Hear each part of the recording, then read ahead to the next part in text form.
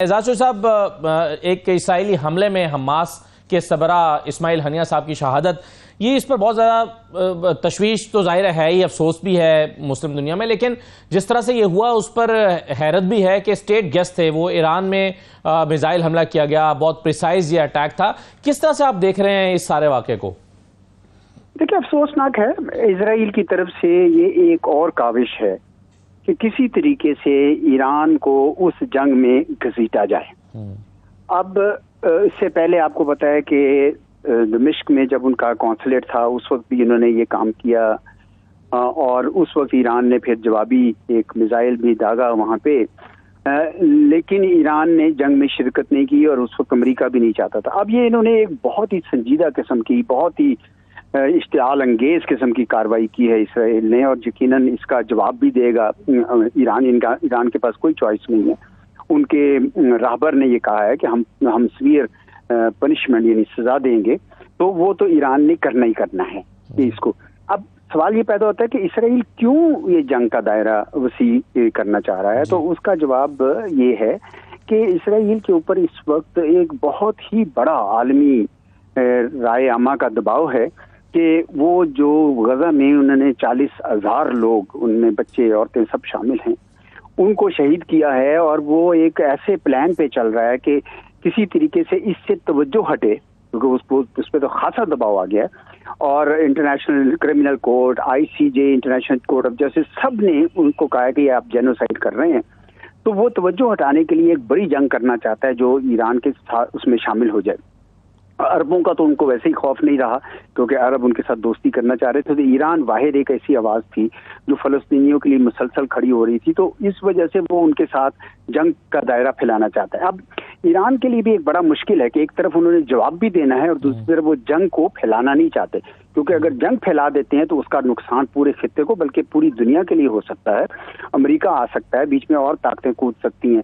तो ये इस वक्त खतरनाक सा वक्त है, लेकिन मैं ये समझता हूँ कि इसराइल को जवाब जरूर मिलेगा ईरान की तरफ से, लेकिन शायद वो जंग जो है, जो वो चाहता है कि हो सके, वो शायद जंग जो है वो ना हो। ईरान की तरफ से मुमकिन जवाब क्या हो सकता है? क्योंकि जाहिर है उसको सुबकी भी हुई है कि वो अपने स्टेट गैस की हिफाजत नहीं कर सका और उसकी कमजोरी की तरफ भी इशारा हो रहा है, तो मुमकिन जवाब क्या हो सकता है ईरान की तरफ से? देखिए, ईरान के ऊपर ये कोई पहली बार नहीं हुआ। आपको पता है कि उनके जो बहुत बड़े जनरल थे पासदारान के, कासिम सुलेमानी, उनको भी शहीद किया गया। उसके अलावा भी बहुत इस तरह के वाकयात उनके साथ बीते हैं।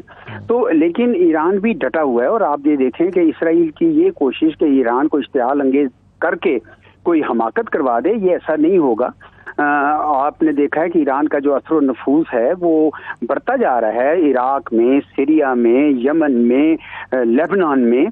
तो इसलिए इसराइल की वो हिकमत अमली तो कामयाब नहीं हो रही। अब वो कोशिश कर रहा है कि इसको किसी तरीके से एक जंग में डाले। ये आपकी बात बिल्कुल सही है कि एक स्टेट गेस्ट था, उनके घर आया हुआ था, उसके अंदर वो किया, तो यकीनन उन्होंने कोई जासूस छोड़े हुए हैं जो पल पल की इतला दे रहे थे। कुछ जियो स्पेशल इंटेलिजेंस उनको अमेरिका से मिल रही होगी कि ये बंदा अब कहाँ पे पहुंचा है, और उसकी वजह से उन्होंने किया। लेकिन ये बहुत बड़ी इश्तिआल अंगेजी है, और ईरान के लिए वाकई एक बहुत बड़ा इम्तिहान है कि वो कैसे उसको जवाब भी दे और जंग भी ज्यादा बड़ी फैलने न दे। आपके ख्याल में सर अमेरिका की इसमें इन्वॉल्वमेंट किस हद तक हो सकती है? और फिर कुछ लोगों ने आज, जैसे अब्दुल बासित साहब को मैं देख रहा था, उन्होंने ट्वीट की हुई है कि जी रॉ की इन्वॉल्वमेंट के कभी इम्कानात हैं, उनके बगैर ये मुमकिन नहीं है। वहां पर पूरा एक इंटेलिजेंस नेटवर्क इंडिया का भी मौजूद है। आप कैसे देखते हैं इसे? देखिए, इतनी कियास राई तो मैं नहीं करना चाहूंगा क्योंकि मेरे पास कोई किसी किस्म की एविडेंस नहीं है, लेकिन ये याद रखना चाहिए कि अमेरिका भी जंग नहीं करता। पिछली मरतबा उसने ईरान को रोका था बाकायदा, क्योंकि अगर अमेरिका, तो ये इस वक्त इतने उनके वसाइल लग रहे हैं यूक्रेन में जंग के, जो रशिया के खिलाफ है, वो एक उसको फैलाना इधर नहीं चाहते हैं। यस, वो इसराइल की मदद करना चाहते हैं और कर रहे हैं, लेकिन वो इस हद तक नहीं जाएंगे। जहां तक हिंदुस्तान का ताल्लुक है, हिंदुस्तान एक हद तक तो इसराइल के साथ ताल्लुकात रखता है, लेकिन वो ईरान के साथ भी ताल्लुकात रखता है जी। ईरान के अंदर भी उन्होंने पूरा अपना एक सिस्टम बनाया हुआ है।